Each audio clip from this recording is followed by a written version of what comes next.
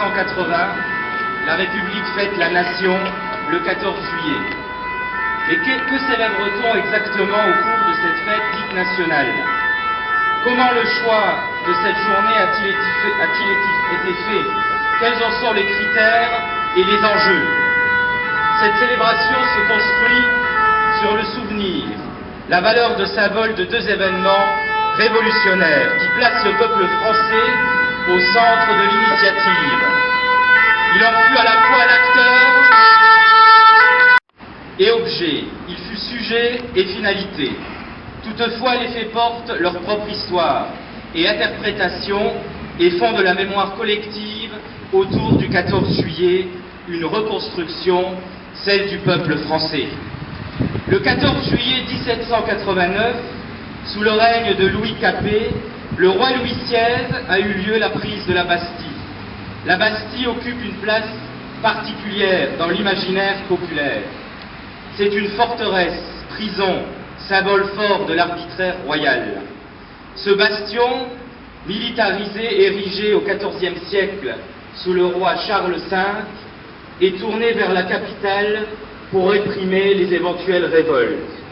C'est enfin un mouroir, un lieu de supplice les moins avouables.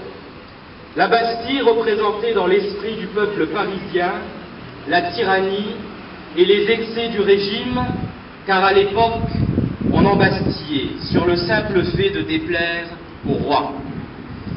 La réalité était, du moins sous Louis XVI, un peu différente, car à l'ouverture de la forteresse défaite suite à la reddition de sa garnison, le peuple de Paris n'y trouve que 7 prisonniers, dont 4 faussaires. L'événement a connu en réalité 2 réussites. La première répond aux objectifs du peuple, l'assiégé, l'autre à sa postérité. C'est la réaction populaire à la situation de crainte due à la présence de troupes autour de Paris. Le peuple forme une milice de plus de 40 000 hommes. Le 12 juillet 1789, après l'annonce du renvoi de Necker, ministre de Louis XVI, Paris s'inquiète d'un retour en force de l'autorité royale. Camille Desmoulins harangue la foule au palais royal pour l'encourager à se révolter. Il y a des blessés lors des manifestations spontanées aux Tuileries. Après l'intervention d'un régime allemand, les soucis alimentaires de la ville entretiennent la crainte et l'émotion. Des barrières d'octroi sont incendiées le lendemain matin. À l'hôtel de ville, dans la matinée, les électeurs de la ville de Paris, dirigés par le prévôt des marchands, Jacques de Flesselles, créent un comité permanent et une milice, avec comme signe distinctif la célèbre cocarde rouge et bleue, couleur de la ville, le symbole de la Révolution est né. Mais cette milice n'est pas armée. Les dépôts d'armes sont pillés.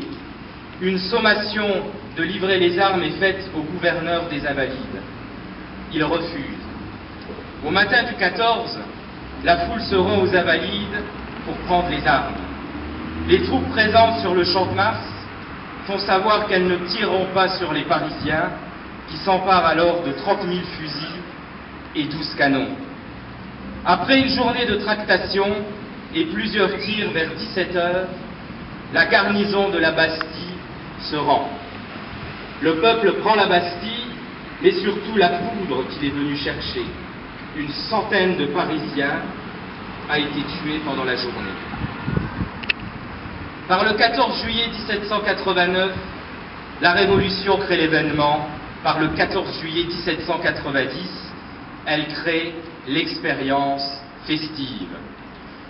Les célébrations du XIXe siècle épousent les enjeux et caractères des différents régimes politiques.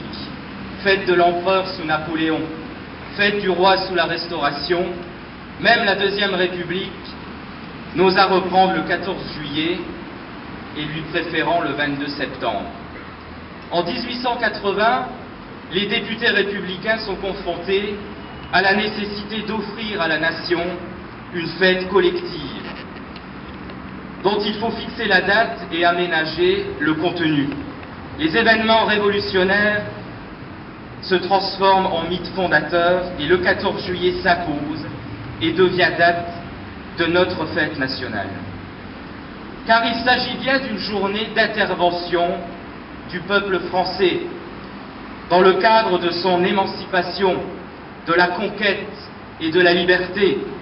Le peuple devient acteur de sa propre histoire. Les parlementaires s'inscrit dans un contexte intellectuel de mise en valeur de la date par les grands républicains, écrivains comme Hugo, historiens comme Michelet.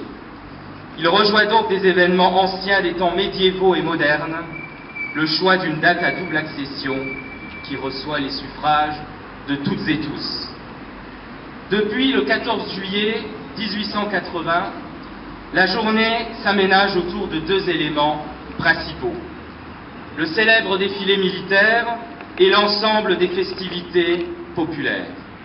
Ce moment de la fête civique du 14 juillet est une étape importante dans la construction du lien entre l'armée et le peuple. Le 14 juillet est bel et bien une fête patriotique. Les festivités se déroulent dans l'espace public.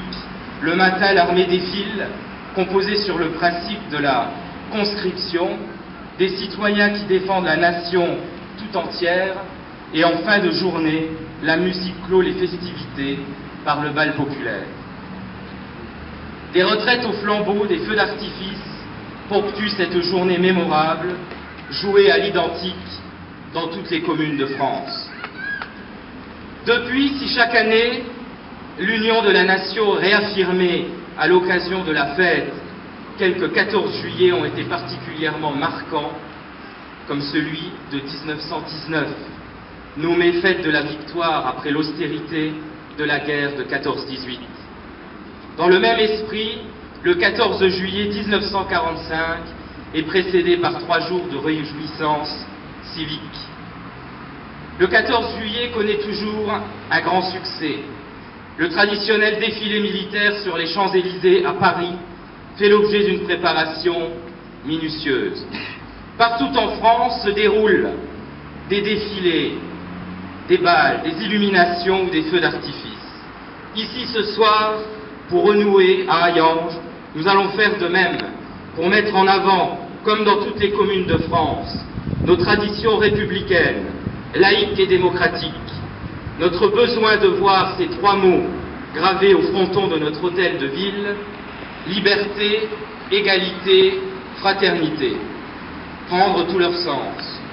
Notre feu d'artifice, dès la nuit tombée, sera l'expression visuelle de cette journée d'action, de combat et de démarche populaire qui s'est terminée par la chute de cette forteresse, la Bastille, qui symbolisait pour le peuple de l'époque la justice, les privilèges et la tyrannie. Vive la France!